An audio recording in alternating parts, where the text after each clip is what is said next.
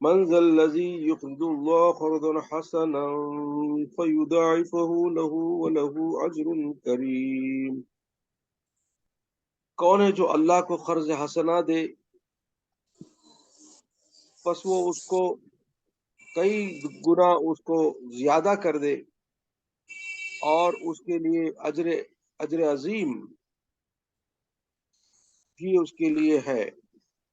یوم تری المؤمنین والمؤمنات یسعی نورهم بین ایدیہم وبایمانہم بشراکم اليوم جنات تجری من تحت الانہار خالدین فیہا ذالک هو الفوز العظیم. جس دن مومنین اور مومنات یعنی عورت مومن اور عورت مرد مومن اور عورت مومنات کو دیکھو گے آپ، ان کے آگے رہنمائی کرتا ہوا نور ہوگا جو ان کے دائیں طرف اور ان کے آگے ہوگا، اور ان کو بشارت دی جائے گی آج تمہارے لیے جنت کے باغات ہیں جہاں کے جنت کے باغات ہیں، ان کے نیچے نہریں بہ رہی ہیں اور وہاں تم ہمیشہ رہو گے. یہ بہت بڑی کامیابی ہے. یوم یقول المنافقون والمنافقات للذین آمنوا انظرونا نقتبس من نورکم. اس دن منافق مرد اور منافق عورتیں ان لوگوں سے جو ایمان لائے ان سے کہیں گے ارے ہمارا تھوڑا انتظار کیجئے تاکہ ہم تمہارے تھوڑے نور سے تھوڑا نور لے لیں، تمہارے نور سے ہم تھوڑا نور لے لیں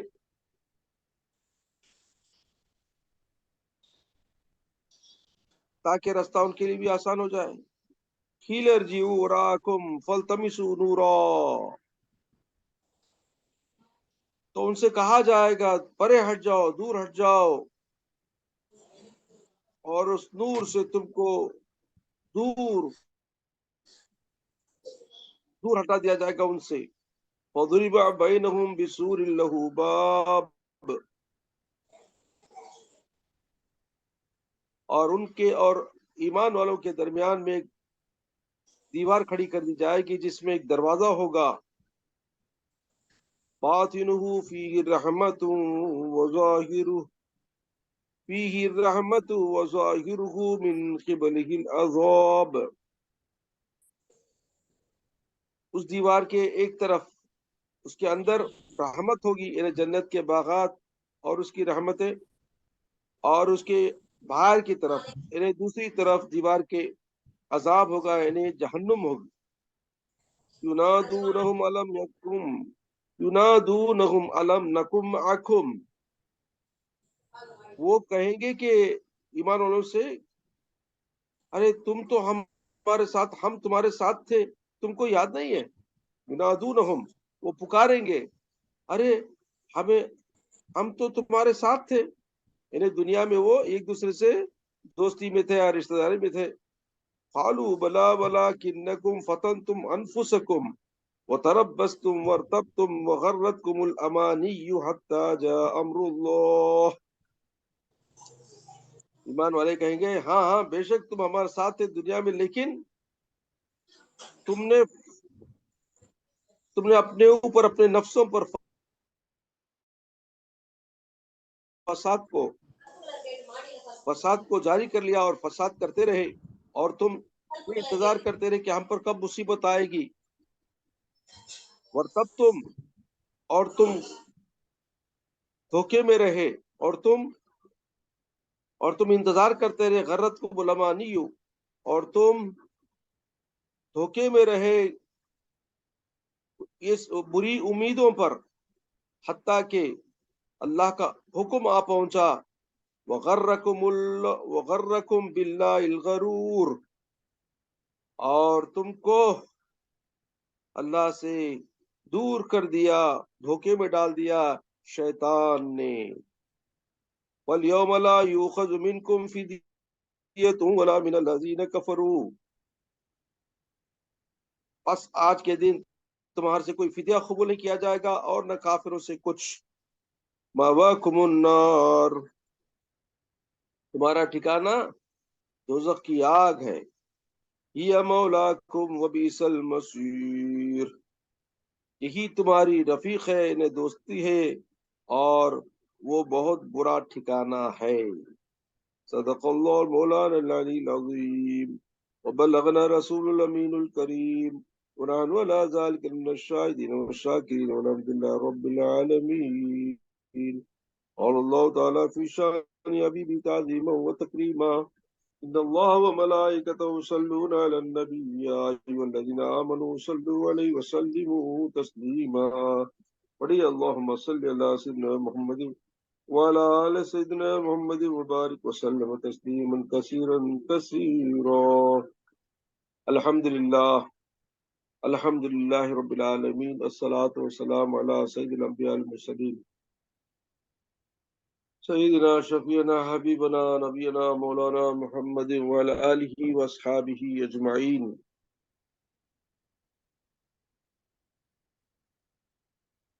سورہ حدید کی 11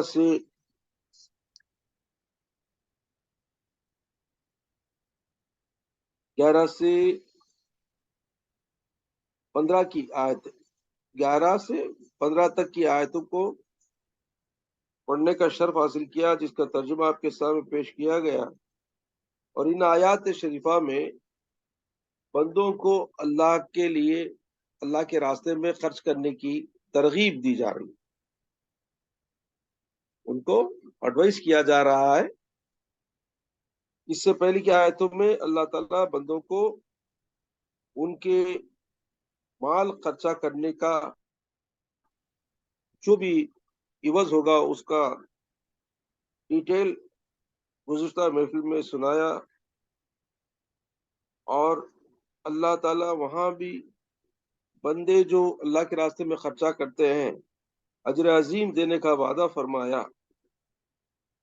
ان آیات شریفہ جن کو ہم نے آج پڑھا ہے، سنا ہے، ان آیات شریفہ میں اللہ تعالیٰ مزید ترغیب دیتے ہوئے مومنوں کو اللہ کے راستے میں خرچہ کرنے کا ایک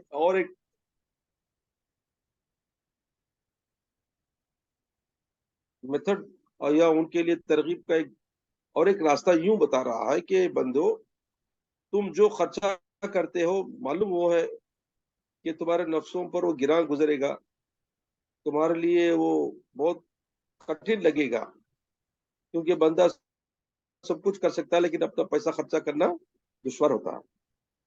تو یا اللہ ترغیب دیتے ہوئے فرماتا ہے کہ تم اللہ کے راستے میں خرچہ کرنا ایسا سمجھو کہ اللہ کو تم قرض حسنہ دے رہے ہو. اب یہاں پر قرض حسنہ کا جو ذکر آیا، اس کی تفصیل یوں ہے کہ قرض میں 2 طریقے کا قرض ہے. یہ قرض ہے جس کو ادا کرنا ضروری ہے، تمہارے پر واجب ہے، اور جس کو تم قرض دیتے ہو اس پر بھی واجب ہے، وہ دے کر ہی چکنا ہے تمہارے لیے. یہ قرض ایسا ہے جو قرض حسنہ ہے، اچھی نیک نیت سے تم کسی کو مدد کرنے کی نیت سے دیتے ہو، لیکن دل میں یہ خیال کر کے نیت کر لیتے ہو کہ وہ دے نہ دے میں اس کو معاف کر دوں گا. اسے بولتے قرض حسنہ. یہ رہا دنیا کا معاملہ. اکثر لوگوں میں قرض کی جو لین دین کی بات ہوتی ہے وہ یہی ہے کہ وہ واپس کرنے کا ارادہ کرتے ہیں اور مانگتے بھی ہیں. حق ہے، کسی قرض دار سے تم قرض واپس لینے کا تم کو بھی حق ہے، اس کو دینا اس پر واجب ہے. اگر نہیں دے گا تو وہ قیامت کے دن پکڑا جائے گا اور تم اس سے قیامت میں بدلہ لے سکتے ہو. لیکن قرض حسنہ وہ ہے کہ تم نے کسی غریب کو، رشتہ دار کو کچھ پیسے اس کے ضرورت کے پر دیے اور دل میں نیت کر لیے کہ یہ اگر دے ٹھیک ہے، نہیں دے تو چلو معاف کیا. یہ بہت بڑا ثواب کا معاملہ ہے کہ بندہ اگر کسی کو دے اور اس سے واپس نہ آنے کی امید کرے اور اس کو ایسے ہی چھوڑ دے بلا پوچھے، بہت بڑا اس میں ثواب ہے. اللہ کے پاس اس کا بدلہ कई गुना मिलेगा उसको। उसने एक गरीब पर जानते हुए कि वो रिटर्न करने की उस पर साथ नहीं है, सकत नहीं है, ताकत नहीं है, छोड़ देते हैं। लेकिन चंद लोग ऐसे भी हैं जो हालांकि दे सकते हैं, वापस नहीं देते। मतलब ये कि वो देना नहीं चाहते क्योंकि वो पैसा वापस करना नहीं चाहते, खा के मजा करते हैं। ये उनकी आदत हो जाती है, किसी को वापस देते ही नहीं, लेते सो। तो ऐसे लोग गुनहगार हैं, अल्लाह के पास इनका हिसाब लिया जाएगा। और जो भी वो खर्च वापस करने का है, उनको एक एक पाई का हिसाब क़यामत में चुकाना पड़ेगा, याद रखो। तो अल्लाह ताला यहाँ पे कर्ज हसना का जो जिक्र कर रहा है, ये इस लिहाज से कर रहा है कि अल्लाह को कर्ज की कोई जरूरत ही नहीं है। अल्लाह तो गनियुन अनिल आलमीन है, इन्हें वो देने वाला है, वो तो लुटाने वाला है। जमीन और आसमान के सारे खजाने अल्लाह के हैं। तो अल्लाह ताला के लिए क्या कमी है? वो तो हमको नवाजने वाला है, पैदाइश से लेकर आखिर तक वो हमारी देखभाल करने वाला, पालने वाला है। सारे जमीनों आसमानों को पालने वाला, उसकी मखलूकात को देखने वाला, पालने वाला, देने वाला, सब कुछ वही है। तो मालदार तो हकीकत में वही है। हम तो कस्टडियन है, हम तो कैशियर हैं। हम वक्ती तौर पर पैसे, हमारे पास जो माल है, जायदाद है, सब कुछ हमारे पास एक वक्ती तौर पर है। बहुत आने पर सब छिन जाता है। लेकिन अल्लाह का माल, अल्लाह की दौलत और अल्लाह का जो कुछ भी है, सब कुछ उसकी उसकी मिल्कियत है। और कैसी मिल्कियत है? हमेशा उसी के हाथ में होगा। सारी दुनिया जब फना कर दी जाएगी, क़यामत कायम हो जाएगी, तो कोई हकदार, कोई मालदार, कोई जिंदा नहीं रहेगा। तो अल्लाह खुद कहेगा, ऐलान करेगा, हाय कोई आज ऐलान करे, ऐलान करता है कि हाय कोई आज जो कहे कि मैं मालिक हूं आज के दिन का। कोई जवाब देने के लिए कोई है कि वो होगा भी नहीं वहां पे, ना फरिश्ते, ना इंसान, ना जिन्नात। तो अल्लाह खुद जवाब देगा, आज मैं मालिक हूँ। उसके बाद हम सूरह फातिहा में क्या पढ़ते? मालिक यौमिद्दीन, मालिक है यौमिद्दीन का। सारे आलमों को फना करके ये एक जात कायम रहेगी, और वो जात जाते आली पना, जाते बारक बारक व तआला, अल्लाह की शान बाकी रहेगी। तो वो कहेगी कि हाय कोई आज जो कहे कि मैं मालिक हूँ इसका, उसका, ये जायदाद का, ये बच्चों का, ये बीवी का, ये घर का, ये दार का, ये माल और दौलत का। कोई क्लेमेंट नहीं रहेगा, कोई बताने वाला नहीं होगा कि मैं इसका मालिक हूँ। कुछ भी नहीं होगा, कोई भी नहीं होगा, कोई भी नहीं होगा। तो अल्लाह खुद फरमाएगा, आज का दिन मैं मालिक हूँ। हकीकी मालिक तो अल्लाह ही है। रब्बी इश्रह ली सदरी व यस्सिर ली अमरी वहलुल उक़दतम मिन लिसानी यफ़क़हू क़ौली। अल्लाह, तेरा करम और एहसान है कि बंदे अगर इस बात को मान ले कि सारी मिल्कियत सिर्फ अल्लाह ही की है, और हम उसके फकीर बंदे हैं, नाचीज गुनहगार बंदे हैं, और हमारे लिए जो कुछ भी दिया गया है ये टेम्पररी है, और ये वक्ती तौर पर हमें दुनिया में इस्तेमाल करके फिर वापस अल्लाह के पास जाना है, छोड़ के जाना है। जो कुछ भी हमारे पास है वो हमारे साथ तो आने वाला नहीं, छोड़ के जाना है। तो वाकई अल्लाह ताला ही मालिक हकीकी है। तो अल्लाह को कर्ज हासिल देने का मतलब यही है कि बेहतरीन माल अल्लाह के रास्ते में खर्चा करना। बुजुर्गान दीन फरमाते हैं, कर्ज हासिल की कंडीशंस क्या क्या है? अल्लाह को सबसे बेहतरीन माल खर्चे में अल्लाह के राह में खैरात करना, और वो माल कैसा हो? पाक हो, हराम से नहीं, हलाल से हो। और क्या है? वो माल देते वक्त किसी को ना बताए, छुपे हुए देना। और चौथी कंडीशन क्या है? कि माल देकर जताना नहीं। सबको बोलते नहीं फिर ना, मैं इसे इतना दिया, मैं उसे इतना दिया, नहीं बोलना। अल्लाह के रास्ते में जो भी माल देते, अल्लाह के वास्ते दिए, अल्लाह की रजा में दिए, अल्लाह की खुशी में दिए। तो वो माल जो किसी को बता के देते हैं वो बेकार हो जाता है। अच्छा, और एक वो माल है जो सता के, या उसे देने के बाद उसको सताया जाता है।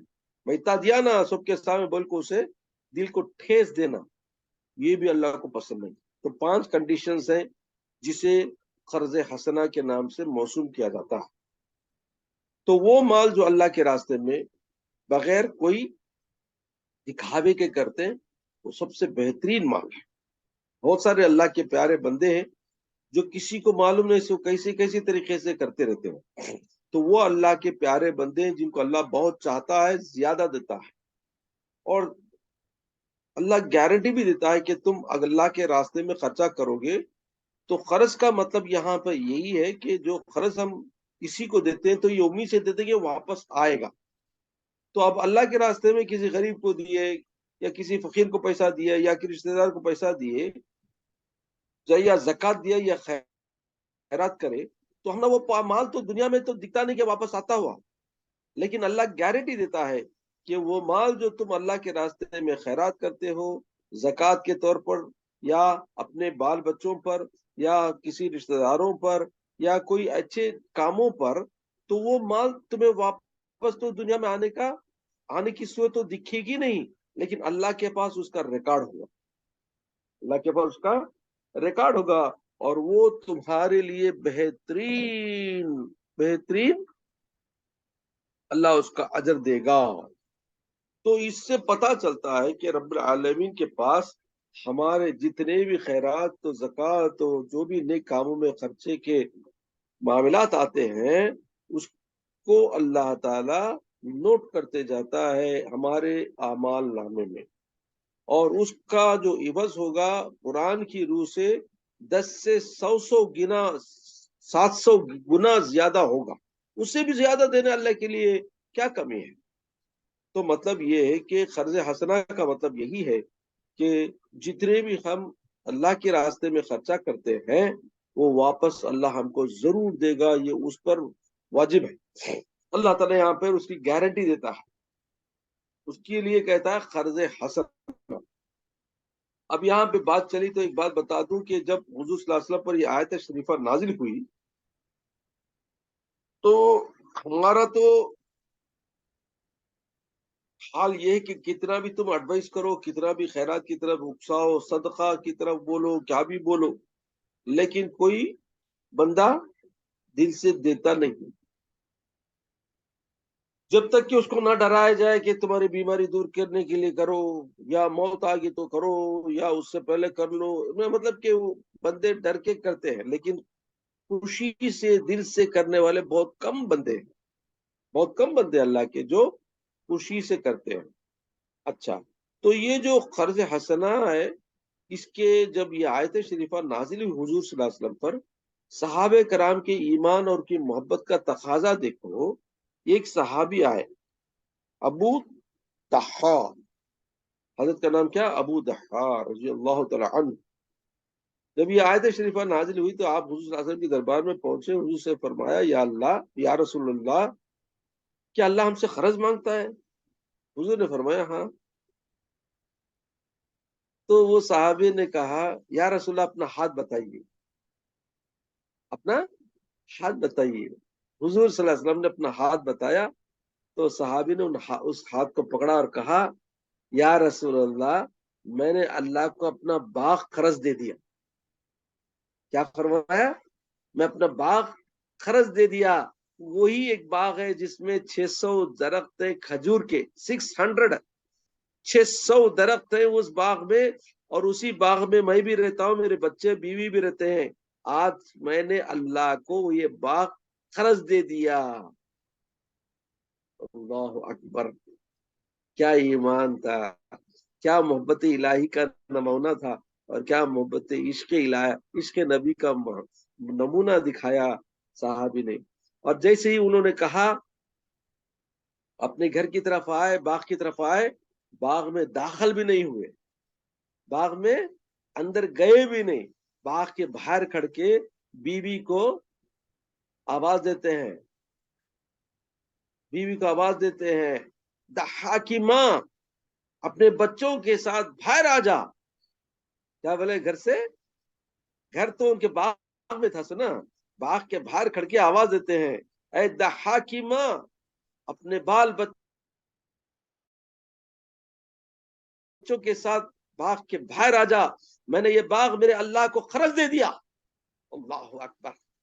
اور وہ بیوی کی ایمان پر قربان جائیے، ہماری عورتیں اس پر اپنا ایمان کی اپنی جان قربان کرے تو کم ہے؟ کون سی عورتیں جو ایسا بولے؟ اللہ اکبر۔ انہوں نے کہا، وہ بیوی نے کہا، اے دہا، اے دہا، تو نے بہترین سودا کیا، تو نے بڑا نفع والا سودا کیا، میں بھی آتی ہوں میرے بچوں کے ساتھ، لیکن پورے بچوں کے ساتھ چیزیں اٹھانے کو باہر آ گئے۔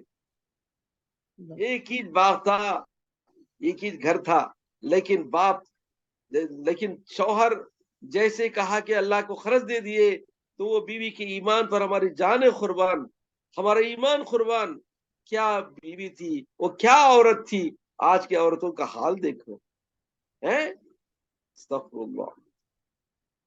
کہا، اے دہا، تو نے بہترین سودا کیا اللہ سے، بڑا نفع والا سودا کیا، بڑا پروفیٹیبل بزنس کیا، لے میں بھی آتی ہوں میرے بچوں کے ساتھ، بلکہ بچوں کو لے کے سامان چیزاں لے کو باہر آ گئے، باغ اللہ کے راستے میں خیرات کر دی۔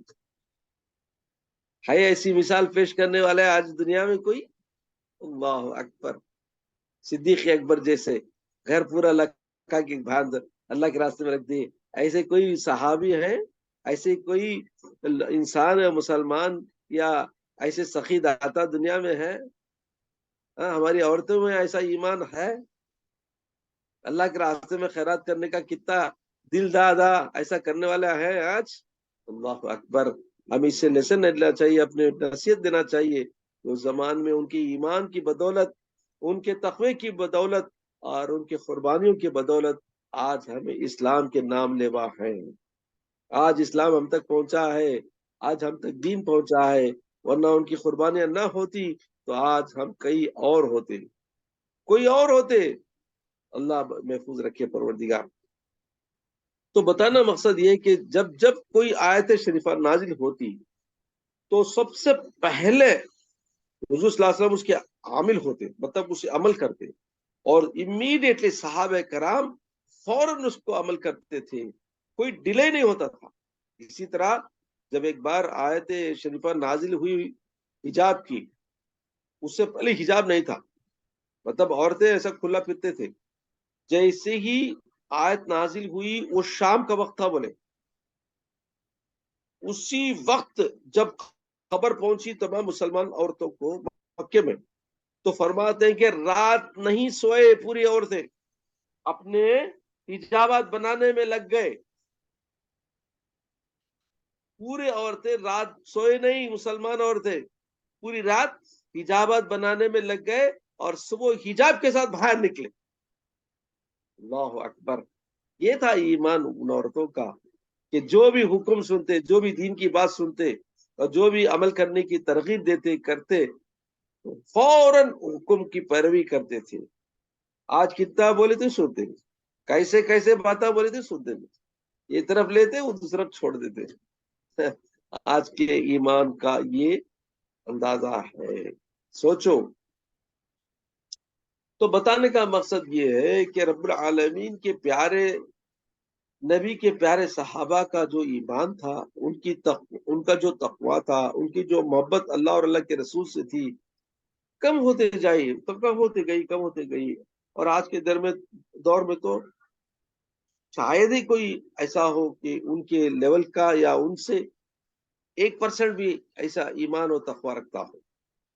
تو یہ دنیا کا دستور ہے کہ جیسے ہی زمانہ قریباً قیامت کے ہوتا رہے گا، ایمان کی جو روشنی ہے کم ہوتے جائے گی، اور لوگوں میں دنیا کی خواہشیں، دنیا کی تمنائیں زیادہ ہوتی جائے گی۔ آج کا دور وہی ہے جس سے ہم گزر رہے ہیں۔ تو فرمایا کہ اللہ کو قرض حسنہ دو تاکہ وہ زیادہ سے زیادہ تم کو دے۔ قرآن میں حکم